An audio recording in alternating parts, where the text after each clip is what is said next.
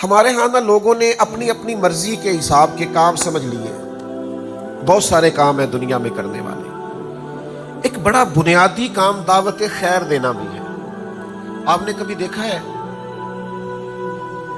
کسی بلڈنگ میں، کسی گھر میں، کسی چوک میں آگ لگ جائے تو ارد گرد کے سارے پڑوسی دوڑ آتے ہیں، پائپ لے کر، پانی لے کر، کچھ لے کر. ان سے اگر آپ سوال کریں نا کہ میاں وہ آگ تو فلاں کے گھر میں لگی ہے، فلاں کی دکان پہ لگی ہے، فلاں کے کھیت میں لگی ہے، فلاں آدمی کی بلڈنگ اور مارکیٹ میں لگی ہے، تو آپ سارے کیوں پانی پہ دوڑ رہے ہیں اور سارے کیوں جدوجہد کر رہے ہیں؟ تو زبانی حال سے ہر آدمی آپ کو جواب دے گا کہ جب آگ لگتی ہے نا تو وہ یہ تھوڑا دیکھتی ہے کہ گھر کس کا ہے. جب آگ لگتی ہے تو وہ یہ تھوڑا دیکھتی ہے دکان کس کی ہے.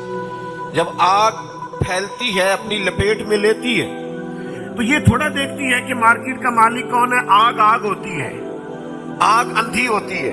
اگر اسے بجھایا نہ جائے تو وہ تمیز نہیں کرتی، وہ فرق نہیں کرتی. جو اس کی لپیٹ میں آئے اسے اپنی لپیٹ میں لے لیتی ہے. سیلاب آ گیا، بند ٹوٹ گیا، کسی دریا کا، کسی ندی نالے کا، کسی ایسی جگہ جس کا پانی آئے گا فصلوں کو، آبادیوں کو، گھروں کو نقصان پہنچائے گا، تو سارے لوگ وہ بند باندھنے کے لیے دوڑ پڑتے ہیں. کوئی مٹی لا رہا ہے، کوئی ریت لا رہا ہے، کوئی حکومت کو اطلاع دے رہا ہے، کوئی کچھ کر رہا ہے، کوئی متعلقہ اداروں سے بات کر رہا ہے، سارے آ رہے ہیں. تو ان سے پوچھا جائے گا کہ میاں آپ کا تو گھر قریب ہے ہی نہیں، آپ کا تو کھیت ہی پاس نہیں، آپ تو دور وہ دوسرے تیسرے محلے میں رہتے ہیں. اس سے اگر متاثر ہوں گے بھی تو قریب والے گھر ہوں گے، قریب والا کھیت پانی سے متاثر ہوگا. تو آگ بجھانے والے اور سیلاب روکنے والے سب آپ کو یہی کہیں گے کہ جب سیلاب ہوتا ہے تو وہ یہ تھوڑی دیکھتا ہے گھر کس کا ہے، وہ یہ تھوڑی دیکھتا ہے کہ مکان کس کا ہے، وہ یہ تھوڑی دیکھتا ہے فصل کس کی ہے اور کچی ہے کہ پکی ہے. جب وہ آ جاتا ہے پھر وہ سب کچھ بہا کے لے جاتا ہے. بس آپ بات سمجھ گئے. میں مثال دے کے تھوڑا سا آپ کو اپنی بات سمجھانے کی طرف لے آیا. میرے بھائیوں یاد رکھنا، سب مل کے آگ بجھاتے ہیں، سارے مل کے سیلاب کیوں؟ وہ اس لیے کہ سب کو پتہ ہوتا ہے اگر یہ روکا نہ گیا تو میرا گھر بھی اس کی لپیٹ میں آ سکتا ہے، میرا کھیت بھی آ سکتا ہے، میری دیوار بھی گر سکتی ہے. یہ دنیا میں جتنا برائیوں کا سیلاب آیا ہے، بے حیائی کا سیلاب آیا ہے، مجھ سے ناراض نہ ہونا. میں بہت ساری شادیوں پہ جایا کرتا تھا. کم از کم مسلمانوں کے اندر اتنی تمیز باقی تھی کہ ایک طرف مرد بیٹھیں گے، ایک طرف عورتیں بیٹھیں گی اور بیچ میں پردہ لگایا جائے گا. یہ میں چند سالوں سے دیکھ رہا ہوں وہ پردہ بھی ہٹ گیا، وہ صورتحال بھی بدل گئی. ہم نے خود آگ لگائی ہے چمن میں اپنے، بے سبب گردش ایام کو الزام نہ دو. ہم نے خود نور کا ظلمت سے کیا ہے سودا، کر کے توہین سحر شام کو الزام نہ دو. اکبر الہ آبادی کہتے ہیں بے پردہ نظر آئیں کل مجھے چند بیبیاں، اکبر زمین میں غیرت قومی سے گڑ گیا. پوچھا جو آگے بڑھ کے ان سے کہ تمہارا پردہ کدھر گیا؟ کہنے لگی وہ عقلوں پہ مردوں کی پڑ گیا، وہ مردوں کی عقلوں پہ پڑ گیا.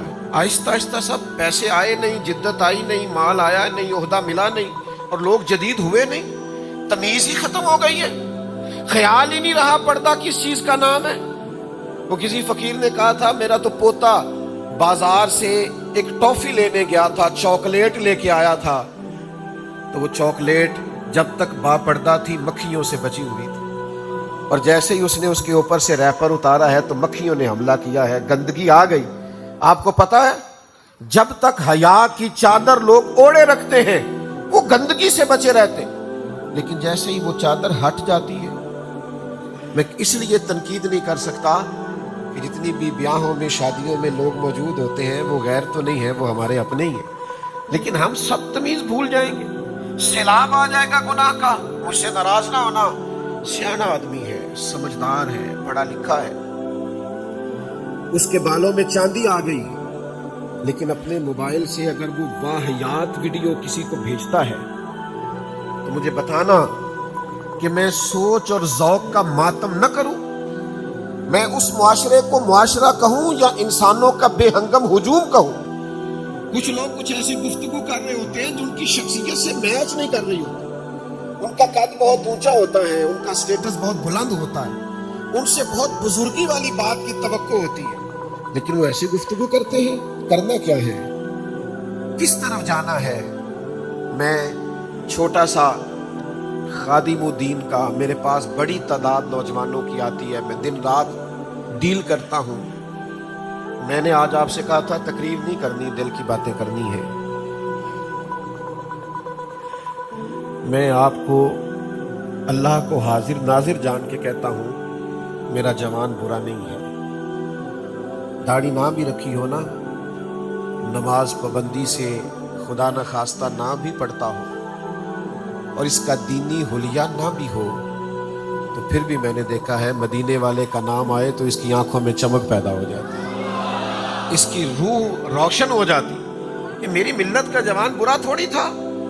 لیکن جب چاروں جانب سوسائٹی میں ماحول ہی ایسا بنا دیا جائے، جب جدت کے نام پر اور دور کے تقاضوں کے نام پر بچوں کے ہاتھوں میں آگ کے انگارے دے کر انہیں کہا جائے کہ بیٹا نہ آپ نے اس کی تپش کے قریب جانا ہے اور نہ آپ نے جلنا ہے، پھر مجھے بتائیں قوم کیسے بچے گی؟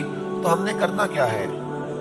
ہم نے کرنا یہ ہے کہ کسی ایک مبلغ کے ذمے نہیں لگانا، کسی ایک عالم کے ذمے، کسی ایک خطیب واعظ کے ذمے نہیں لگانا. جس طرح سارے مل کے آگ نہیں بجھاتے، ہم نے بھی سب نے مل کے دین کی تبلیغ کرنی ہے.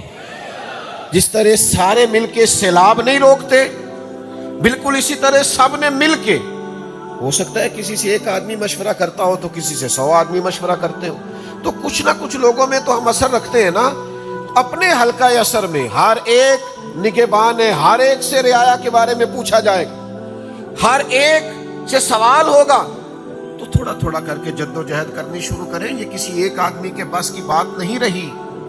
میں سب جگہوں پہ نہیں جا سکتا، سب جگہوں پہ بات نہیں کر سکتا. یہ تو اب سب کو مل کے چلنا پڑے گا، اور مل کے چلیں گے تو اللہ فضل فرما دے گا.